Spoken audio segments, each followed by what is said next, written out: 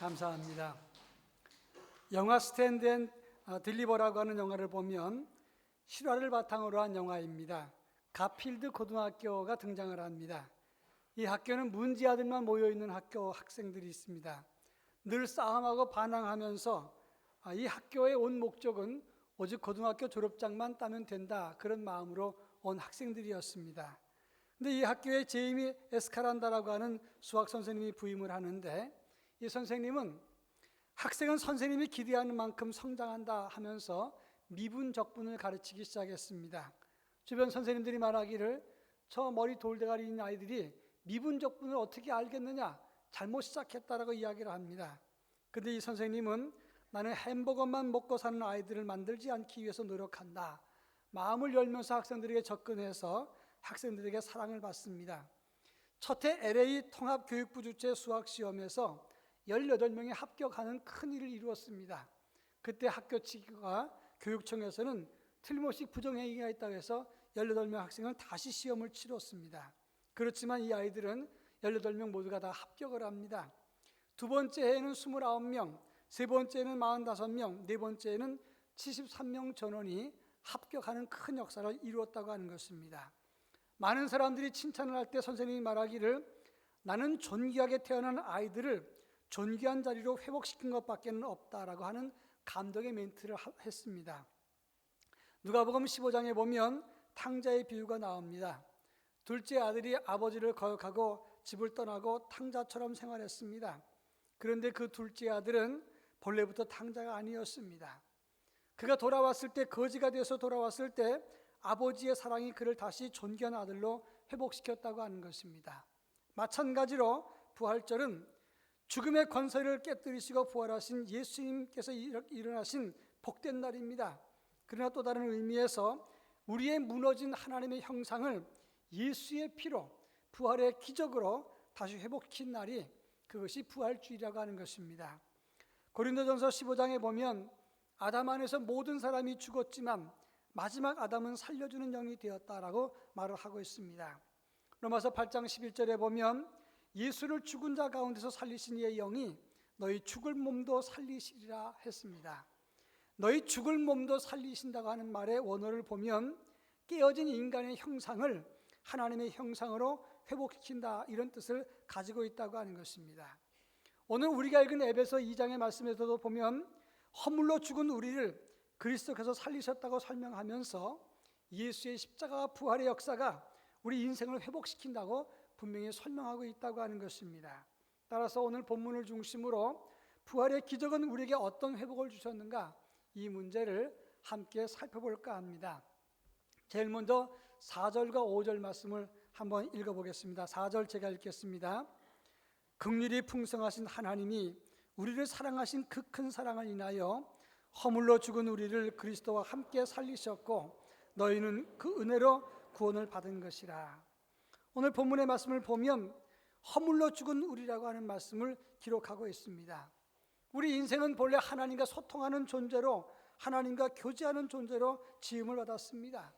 그렇지만 아담이 범죄한 이후에 에덴 동산에서 추방한 다음에 이제 하나님과의 관계가 단절돼 버리고 말았다고 하는 것입니다. 오늘 본문 3절에 보면 우리는 본질상 진노의 자녀라, 5절에 보면 허물로 죽은 우리라, 이것이 우리 인생의 실존이라고 하는 것입니다. 하나님과 관계가 끊어지고, 그리고 인간이 죽을 수밖에 없고, 그리고 본질상 진노로 떨어질 수밖에 없는 존재로 추락한 것이 인간의 모습입니다. 그런데 예수님께서 우리 위해서 십자가에 죽으시고 무덤에서 부활하셔서 부활의 첫 열매가 되심으로 누구든지 그리스도 안에 있으면 더 이상 죽음과 무덤 권세가 손대지 못하는 이렇게 생명의 존재로 우리를 회복시켜 주었다고 하는 것입니다. 고린도전서 15장 22절에 보면 아담 안에서 모든 사람이 죽은 것 같이 그리스도 안에서 모든 사람이 삶을 얻으리라, 영생의 길이 열렸다는 것을 말씀하고 있습니다. 결국 예수님의 부활은 영원히 단절된 우리를 하나님과 소통하는 존재로, 죽을 수밖에 없는 우리를 생명의 존재로 변화시킨 하나님의 기적이라고 말할 수가 있는 것입니다. 하버드 대학의 생물학자 에드워드 윌슨 교수가 개미들의 생태를 연구했다고 합니다.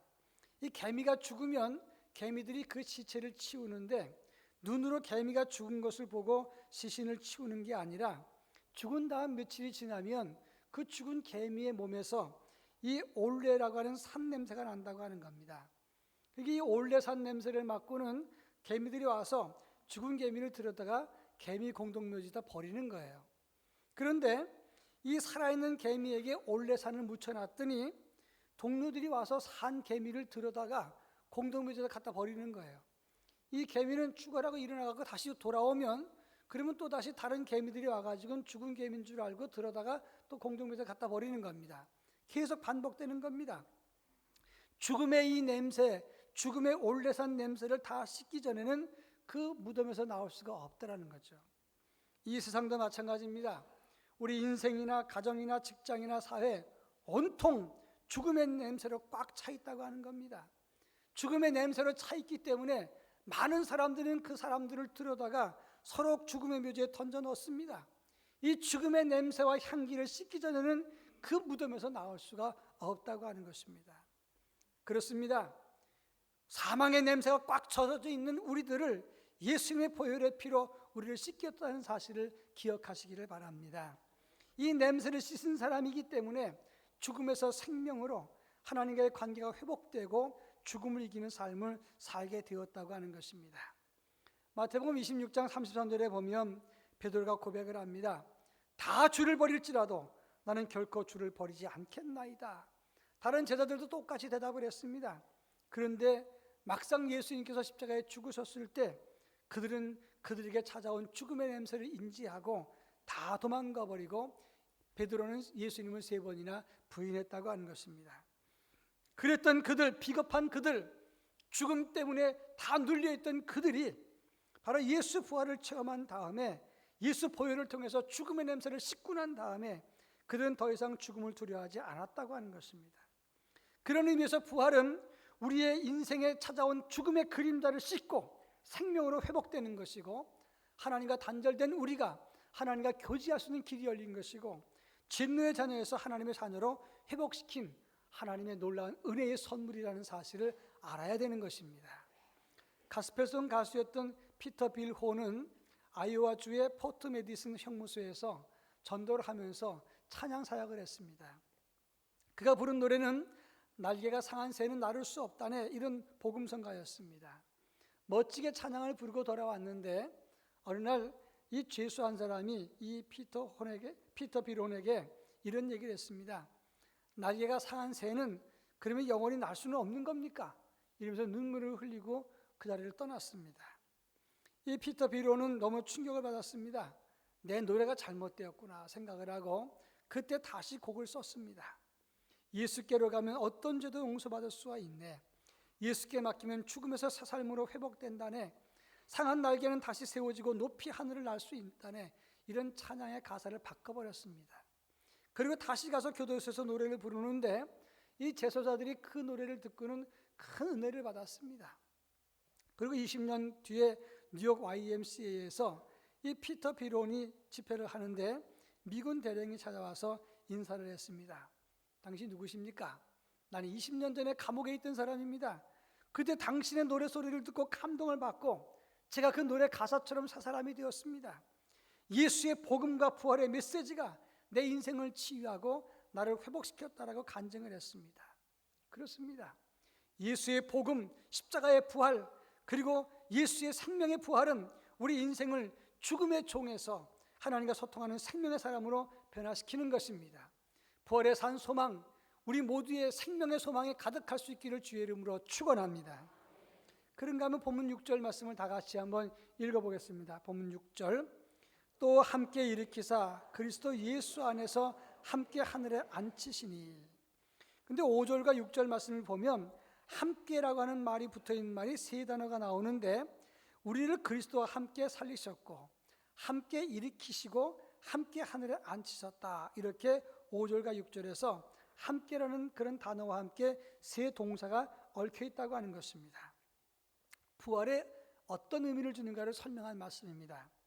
부활은 우리 인생을 죽음의 자리에서 복음과 십자가로 함께 일으켜 세웠고 존귀한 자리로 하늘에 앉히시는 변화를 주셨다고 하는 것입니다. 빌립보서 3장 21절에 보면 그런 만물을 자기에게 복종하실 수 있는 자의 역사로 우리의 낮은 몸을 자기 영광스러운 몸의 형체와 같이 변하게 하시리라 그랬습니다.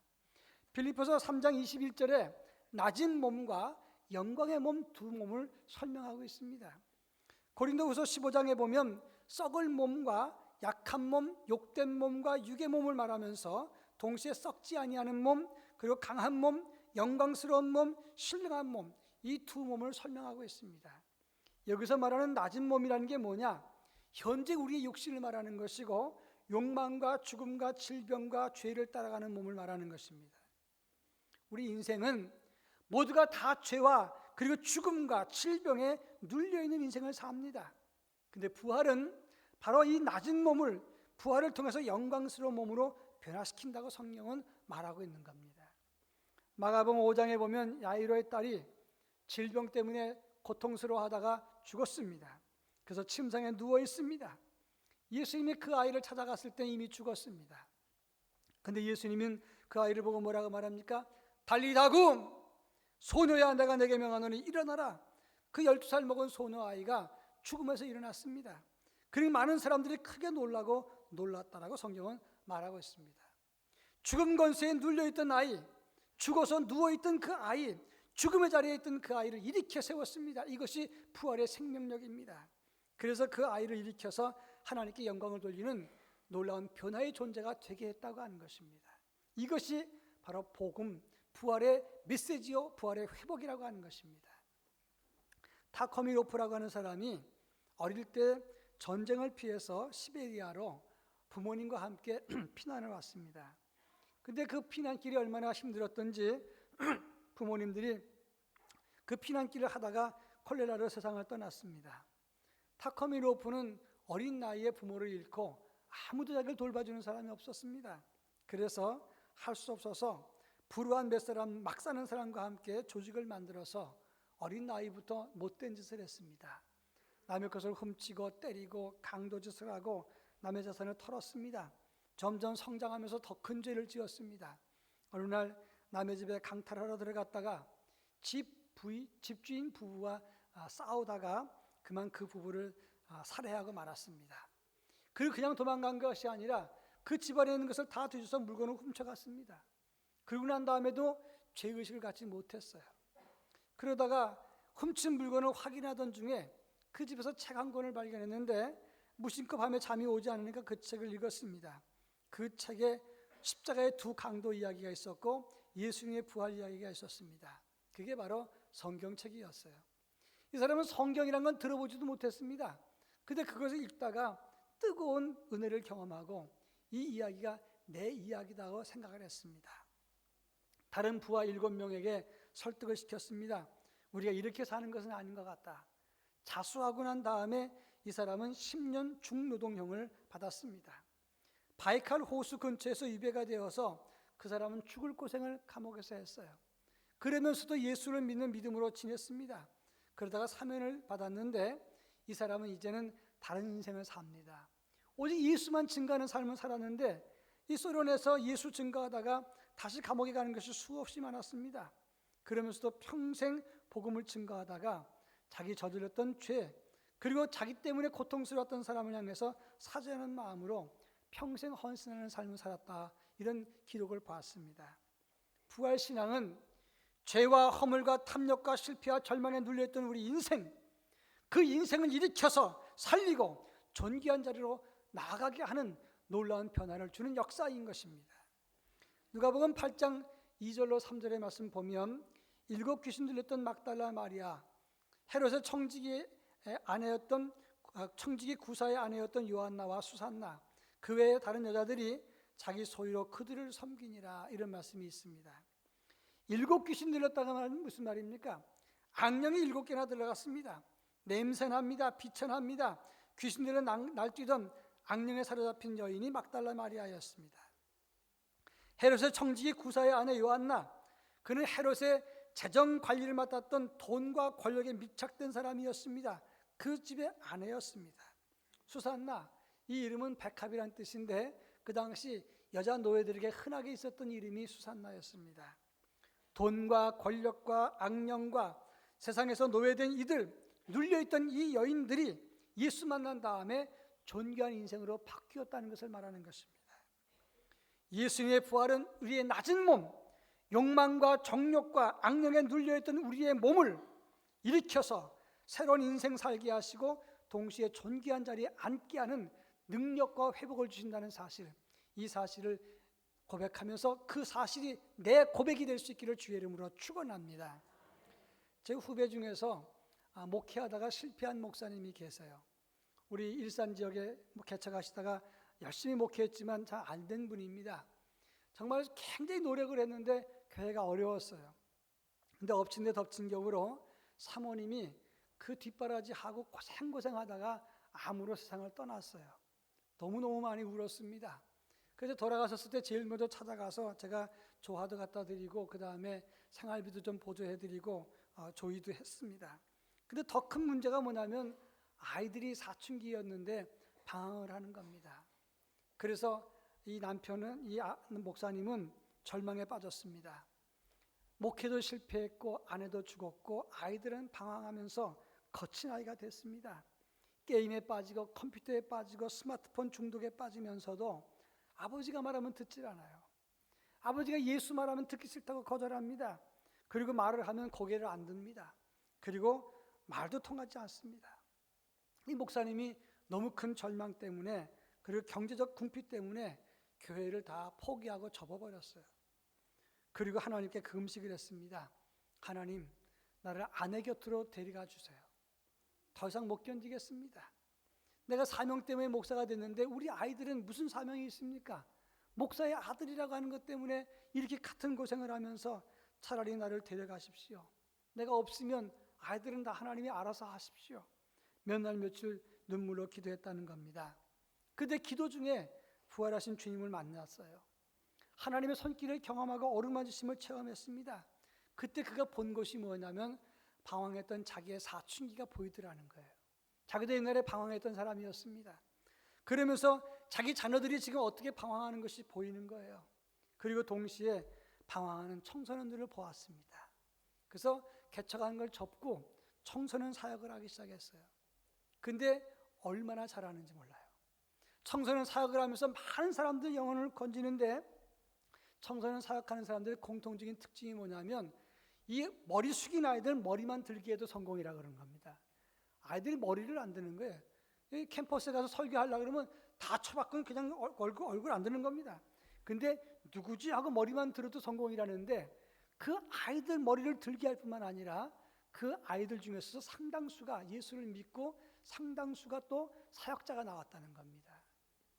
부활신앙은 낮은 몸, 실패한 몸, 병든 몸, 허물로 죽은 몸, 눌려당해 있는 인생, 지배당하는 인생을 일으키시고 높이시고 우리 예수 안에서 존귀한 인생이 되게 한다는 사실입니다. 이 사실을 우리의 부활로 고백할 수 있기를 축원합니다. 오늘 본문 10절 말씀을 다 같이 한번 읽어보겠습니다. 10절, 우리는 그가 만드신 바라 그리스도 예수 안에서 선한 일을 위하여 지으심을 받은 자니 이 일은 하나님이 전에 예비하사 우리로 그 가운데서 행하게 하려 하심이니라.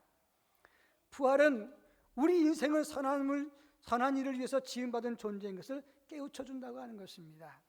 선한 일이 무엇입니까? 이 관주 성경에 의하니까 에베소 4장 24절, 하나님을 따라 의와 진리의 거룩함으로 지으심을 받은 새 사람을 입으라 그랬고, 디도서 2장 14절에 보면 선한 일을 열심히 하는 자기 백성이라 그랬습니다.